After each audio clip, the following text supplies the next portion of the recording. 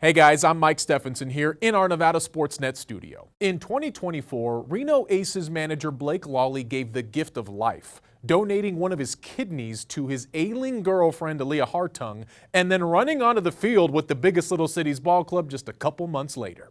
For Aaliyah, it was the second transplant of her young life, with Blake proving to be an unlikely perfect match, really in more than one way. This summer, I was lucky to share their inspiring story.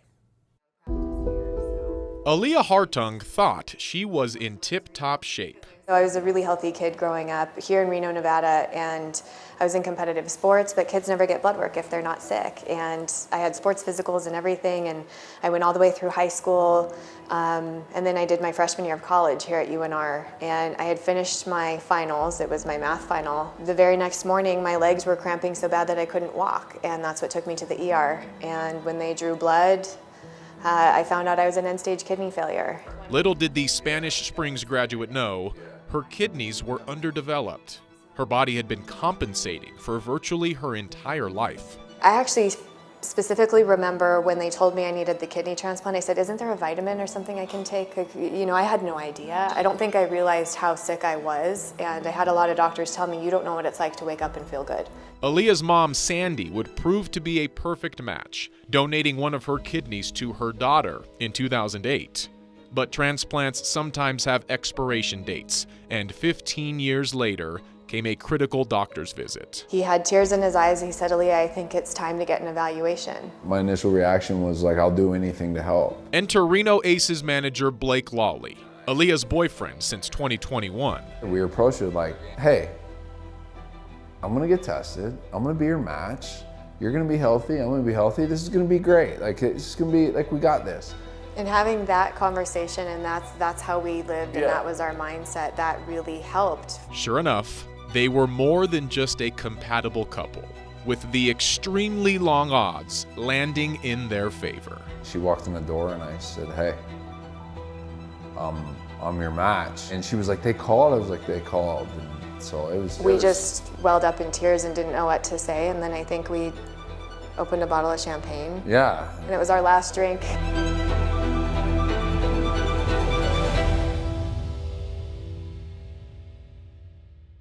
I just got back into the preoperative area of Mayo. Blake is in the room next to me. He's getting prepped as well, and they're about to take him back. It took me back about an hour before her. And that was the hardest thing I've ever seen in my life. I was in bad shape when they wheeled him away. On March 5th, 2024, Blake and Aaliyah underwent successful transplant surgeries at the Mayo Clinic in Arizona. Everybody is good, and the most exciting thing is my labs are actually normal for the first time in my life, which is incredible. Blake looked at me, he was grabbing my head, and he said, we did it. Yeah. We did it. We tackled it together, and yeah, it's pretty cool. Got a pretty good bond now. I can't wait to start feeling better from the pain of the surgery and actually feeling the energy from this beautiful new kidney that I have. The fact that she was able to get someone in her life tested, he was a perfect match, got them scheduled quickly, it truly, it's amazing. It's a miracle. We're out of the hospital, going for our first walk. We got showered up. We're both doing okay. It's a little bit tender for sure. I feel incredible. I've never had normal kidney function in my entire adult life. My blood pressure is perfect. I don't have swelling issues. I can bebop around this place. Yeah. Throw me in, coach. Yes. Blake and Aaliyah, please take your bases. 3 months later, the happy and healthy duo was celebrated at Greater Nevada Field, rounding the bases as part of Donor Network West's Home Run for Life. You can inspire people that you never know about. I think I want to get tested for my neighbor, or I'm going to finally check the box to become an organ donor on my driver's license. That's what this is. That's what this is about. Talking about what you want to happen when you die is not something that most American families feel comfortable talking about, and so we hope these inspiring stories create more opportunities for those conversations. From running the bases after a second kidney transplant to now running her successful medical aesthetics business, Aaliyah has another new lease on life, and with Blake, an unbreakable bond. The amount that she helped me through this whole thing, like, was the same that I helped her. Like, yeah, I know she has my kidney right now, I couldn't have done it without her too. Like, she was right there with me. Every day that I wake up, I love him more and more and more, and I don't sometimes know how that's even possible, but it is. And now to have this other kind of a bond, but having gone through it together, it's something that you can't put into words. There's not a day that goes by that I don't sit there and think, because of the selfless act of my mom and because of Blake and the fact that it worked out for me, that they were a match and able to go through surgery with me and willing to do that to give me my life back. This world has so much to offer, and Blake and I have so much we want to accomplish together as a young couple, and now we get to do that without a lot of worry. Man, what a duo. And not long after taking that celebratory trot around the bases at Greater Nevada Field, Blake and Aaliyah learned they would be honored on New Year's Day as part of the historic Rose Parade, riding along that epic route on the One Legacy float in partnership with Donor Network West. How cool is that? Long back into their healthy and vibrant lives, the couple now wants their story to shine light on others, spotlighting the importance of organ donation. I had a chance to catch up with the couple to talk about all of the above. Aaliyah, Blake, thanks so much for being here as we get set for what's going to be an incredible moment in your lives and in your journey as you're a part of the historic Rose Parade. How'd you find out the news, Aaliyah? That had to have been kind of cool. We got a call from the Aces, and then today was our official announcement. We actually had a really great party that was planned for us. It was a send-off party, and we got to be with the partners of the Aces, partners of Donate Life and Donor Network West. And we got to find out that we are on the float for the Rose Parade as the honorees in partnership with One Legacy, which is the Southern California donor network, if you will. And we get to physically be on the float to honor our story as a donor and a recipient. We're going to dive into that story here in a second, Blake, but you've been a part of some pretty cool things in your life in professional baseball. To be a part of the Rose Parade, we're talking 50 million viewers, I think over 500,000 people on site. Only 43 floats, though, and you get to be on one of them. Yeah, I've struck out in front of about a quarter of that, so no, I'm looking forward to it. It was special. You know, it all started, you know, with the home run for life. We did it over at the ballpark, and then it wasn't too long after that where the Aces asked. I remember I was in El Paso, Texas. We were playing down there, and they asked if we could get on a Zoom call, and got on a Zoom call, and they said that, you know, Aaliyah and you have been selected to, you know, go to the Rose Bowl, and it was pretty cool. I mean, I think the first excitement comes from being able to share our story. I think going into this, before even we did the home run for life, it was all about, like, you know, we'll do this, but to raise awareness. It wasn't about, like, for us anymore. Like, we had our time, and we did the successful transplant. She's doing good, but the fact of the matter is there's so many other people that are in that same position, and by doing something like this, we can raise our awareness. I've been lucky to tell your guys' story and visit with you guys a bunch of times, and so for those who maybe need a refresher on exactly how you guys got to this point, Aaliyah, let's just have you kind of dive into it in your childhood, which seemed to be a healthy one until you get to college, and then things changed. Exactly. 2008 was a pretty pinnacle moment in our family, and I had finished my freshman year of college here at UNR, and I ended up going home, and I had leg cramping so bad the next morning that that's what took me to the ER. And I found out I was an end-stage kidney failure. We had no idea, and it appears that my kidneys just never fully developed, and we didn't know. And so I kind of outgrew my kidneys. So I had to start dialysis right away, basically be told you need a kidney transplant, and this was just, I'm 18 years old, finishing college for freshman year. And we were kind of driven into this journey of, okay, what do we do here? So, you know, we had a lot of help and support from the dialysis centers and trying to figure out what facility to get to. Fortunately, once we found our facility, it was Loma Linda, California. And my mom was the first one to get tested, and she was my perfect match at that point in time. So I was on dialysis for 8 months. We were successfully transplanted in December 2008, December 29th, coming up here on my 16th anniversary for that first one. And then that kidney got me through 15 years of perfect life. I was always a little bit compromised, so I had a lot of challenges in between, but I was definitely able to, get through college and go to PA school, get my doctorate, open my practice, all these things. And as I'm being monitored with my local nephrologist every 3 months, I get labs, and we started to watch my labs decline. This was last year. And it was really October where my doctor said, hey, it's time to get an evaluation, because it was just getting to a point where the labs were starting to really not be great. And I had 12% kidney function at that point in time. I was still working, and the body is such a master compensator. And so I didn't necessarily know that I felt bad until you feel better. But then we were able to go to Mayo Clinic in Scottsdale, Arizona. And when I did that evaluation in December with Blake next to me, they said, yep, this kidney is starting to fail. It's atrophying down.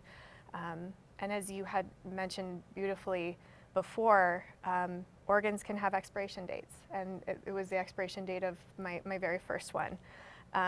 And so we started the testing process, and this was in January, and then we got the call that Blake was my perfect match. And so we were able to schedule our surgery March 5th of this year. We just passed our 9-month mark, and we're both doing so great. So that's the Reader's Digest incredible. version. Well, you've had to tell that story a lot, and you've gotten it down pretty good. You tell it beautifully.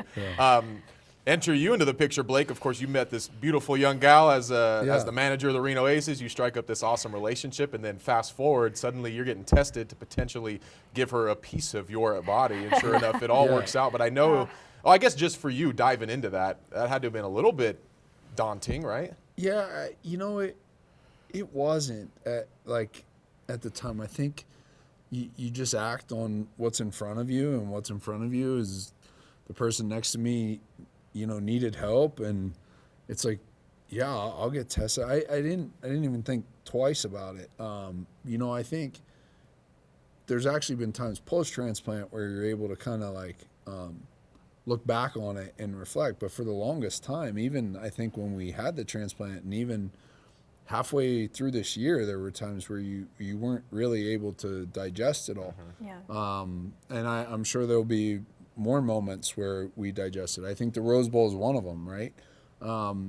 So, yeah, I mean, it wasn't too daunting, because it was just like, yeah, let's just go. And It was like, what's next? What's next? What's and next? then Really tackled it the together, fortunate thing was it worked out. So, and we're both doing great. And, yeah, we really look forward to, our health, and then doing things moving forward to spread awareness. I said earlier, it's one of those things, you hear about organ donation, but to be real honest, I was naive about it until it entered my life. And now you understand the importance. And I don't think that's to a fault of anyone. I think that's the way life goes. You don't understand until it maybe happens to you or someone close to you. And that's exactly what happened. And now I'm ready to share, just to help other people. And that's the thing. You guys have been quick to say, all right, take the spotlight off of us. We want this to help propel others. But before I kind of get into that message, you found out you were a match, but you didn't immediately call her. And you got to tell me that fun story off camera, but can you just give us a little nutshell of how you found out? I think you told her folks, and then you got to tell her. And just I was driving to get the mail on January 17th, and we knew the call was going to come that day. But she told us it was after 5 p.m. Yeah, but basically the board meets on certain days, and then they go over and decide, if you're a match. So we knew it was coming that day, and I want to say it was like 2 or 3 o'clock. And I was driving in the mail, and I saw Mayo Clinic pop up on the car, and I just pulled over. Yeah, and I was answered, and they tell you in 2 parts. They say you are able to donate, and then you were able to directly donate to Aaliyah. And so, yeah, I got that news. It was very emotional. She was at work. I knew that I didn't want to tell her over the phone. I also knew that she probably wasn't getting through the rest of the day at work if I told her. So I was Clear the like, schedule, okay. going home. So I called her mom and dad, and I told them, and I just said I'm going to wait until she gets off work. And She came home probably. And of course, I'm Speed Racer coming home because we're supposed to get this call, and I thinking the need call's to get about out of to the come in. office. Yeah. And I wanted to be there to get the call with him. And and I walk in the door, and he said, "What did you say? I can donate?" I said, "I'm your match," and you were like. Or you said, "I could." Yeah. I said, "I'm your match," and you were like, "I know that it's going to happen." The call. You're and I thinking was it's like, affirmations, Yeah, right? yeah, Like it's going to yeah. happen. Because Yeah. that's what we had been talking about the whole time. We just kind of kept we felt like we talked it into existence. Yep. And when I said I'm your match, it was kind of like, I know, this call. And then I was like, no, I already No, got they the call. called, and gosh. he said, "I can directly donate to you. I'm the perfect match for you." And that's when, we were really emotional about that. And then it was like, okay. And then it's always like Plan the next step, surgery. right? Like Yeah, it's it was like, okay. So when's it Now what? happening? And Yep. so, but it all worked out. It was, And the chances of a non-familial match are 1 in 100,000. And even with familial matches, those can sometimes be less than 25%, and that's usually with an identical twin. And so the fact that my mom was my match the first time, and then Blake's the match the second time, just so grateful and so lucky talk to about be beating in the this odds. position. Yep. Most people are on dialysis for 3 to 5 to 8 to 10 years before they can get their chance at life, or their second chance at life. But they do really great things where we started to have the conversation. Of course, when we did the testing for Blake, it was like a 2-week period that we just had to wait to know if he was the match or not. So we started to have the conversation basically in the likelihood that he wouldn't be able to donate to me of a paired donation. So my dad wanted to donate. He was getting some testing done, but if he wasn't the match for me, then he could actually donate his organ to somebody else that he would be a match for in their system, and then it kind of bumps you up on the transplant list.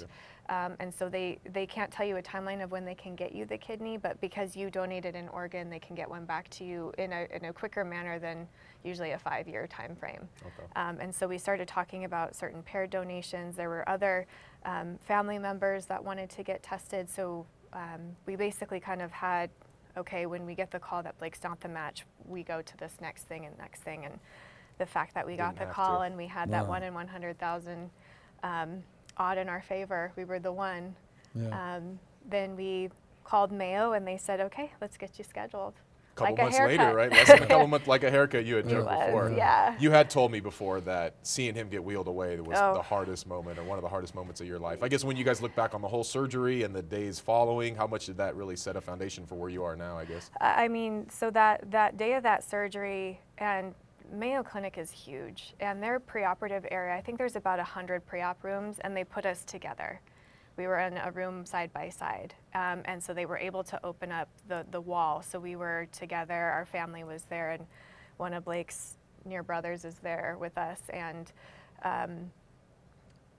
that's when they came in. They were prepping both of us, and they obviously took him first, and so that was just a really crazy moment to watch and experience. And it's like, okay, let's go and let's get this done for me too. Her hard part, not hard, all of it was whatever, but her hardest part probably came before, Yeah.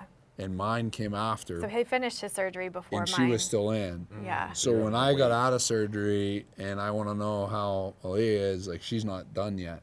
So hers was watching me go away, and mine was not knowing, And then when I wake up, the first thing I said, "Where is Blake? Okay, where's Blake? Where's Blake?" And the nurse did tell me that he's in recovery and he's doing really well. So it's Yeah. like, okay, you can go back to sleep now, off of anesthesia and things. Yeah. So, I mean, just going through that together and then watching your story back is what really kind of tugs at our heartstrings with kind of going back through those moments of being in the hospital and the recovery that we did together. And abdominal surgery is very, very painful, but we did it together.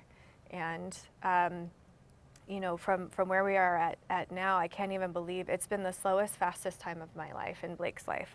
I can't believe we're already 9 months post-surgery. We're out of the woods from, kind of the scarier parts right post-surgery. And of course, there's still a lot of monitoring for me, especially. I'm on a lot of medications for immunosuppression. But each time we get those labs done, those get teetered and changed. And you know, before I couldn't really be in public and that sort of thing. And now I can be back to a little bit more of normal life. That's so good. And Blake's doing really great as well. So the fact that we're actually here, we always talked about this, but we are here.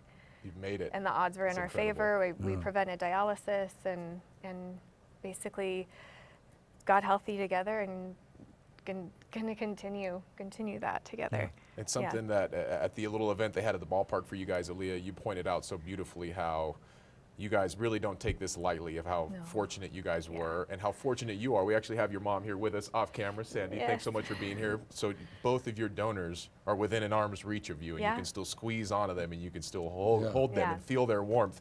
But so many every year do not get that pleasure, and a lot of the people that'll be honored with you guys on the float are people who have donated part of them but have not made it before the donation. They've passed, and so it's something you guys don't take lightly, and I know you want your story to kind of bring light to that, right? Yeah, the Rose Parade float actually has these really beautiful floragraphs all over it of past donors that donated, and it's their photos and flowers. And so them being honored as donors to allow however many people, sometimes up to 13 people that they saved, just by being an organ donor, but they get to be honored too. But the fact that I get to hold my donor's hand is just something I'm so lucky and so grateful. And it really is just such a cool story, and it really worked out for our family, and it did a couple of times for me, just because I do have people in my life that were not only willing to get tested, but again, the odds were in my favor of them being able to donate to me, where I didn't have to wait the 5 years to 10 years. So being on this float and just showing not only how a recipient is after they've been given that gift of life, but then how the donor is too, that you can lead a really healthy life. There's a light at the end of the tunnel. You just hope that, you know, eventually people do get their chance. Yep. Yeah. Blake, you mentioned being naive before. You're certainly not at this point. Yeah, I guess some of your final thoughts as you guys go get set to make this awesome memory down in Pasadena, and hopefully have your story continue to open more doors in this realm. I think that's it. I think we're extremely grateful for the position we're in, and me especially. When I look back, it's like I was presented an opportunity and to help, and you know, I said yes to that. And even though there's odds that aren't in your favor, you just never know. And I think the more people, you know, that are willing to help, the more people that their lives, they're going to get a second chance at life, which is what it's about. So I know the excitement going into the Rose Bowl is incredible. We're looking forward to the whole weekend in Pasadena. Doing the float, the parade, you know, see a little football. You get to go to the game too. We're working on it. All right, yeah. as you should while you're there, right? Yeah, we're working on it, and just, you know, but really understand why we're down there, and it's to share our story to help other people. It has nothing to do about us anymore. It's about helping the next person that needs it, and I think that's kind of been the biggest reward in this whole thing is after we did the Home Run for Life, I've been getting some calls from people that are thinking about donating like around the country, and they reached out and they just want to talk through the process, and I'd be more than happy to do that with anyone. It's a great, for the little bit of inconvenience it causes, it saves a life, and it's incredible. Well, I feel so fortunate to know you guys. Before we let you go, anything else you want to get out there to the folks before you go celebrate the new year in the best way possible? I just think we're so lucky to be affiliated with the Reno Aces, and they just do so many wonderful things for the community, but also having the affiliation with Donor Network West and doing these Home Runs for Life. They do them once a month. And are able to get, I believe, 6 stories out there where they're honoring a donor or honoring a recipient. And that has given us a platform to share our story. And like Blake mentioned, he's had a lot of individuals reach out that just wanted to donate for a family member. There was an individual that wanted to donate just to donate and wanted to know the process. And that's really, really cool. And I actually wear this starfish quite often, and there's a cool story that goes along with this. And being in medicine, basically it's a folk tale of a little boy that's down on the ocean, and he's tossing starfish into the ocean. A man comes up to him and asks him what he's doing, and he said, the tide is low, and there's all these starfish on the beach, and if I don't throw them back in the water, then they're all gonna die. And the man said to the little boy, how are you ever gonna make a difference? And the little boy picks up a starfish and tosses it in the ocean, and he said, I made a difference for that one. And so in medicine, and what we can do is humankind, if you can help one person, then that's it. And that is what it's all about. And it's not just about you guys, but your story is one that is worth being propped up and shared. And happy early New Year to you guys as you go celebrate at the historic Rose Parade. That's so right. well deserved. Yeah. Yeah, Happy New Year Thanks, to Mike, you as yeah. well. And we look forward to it all.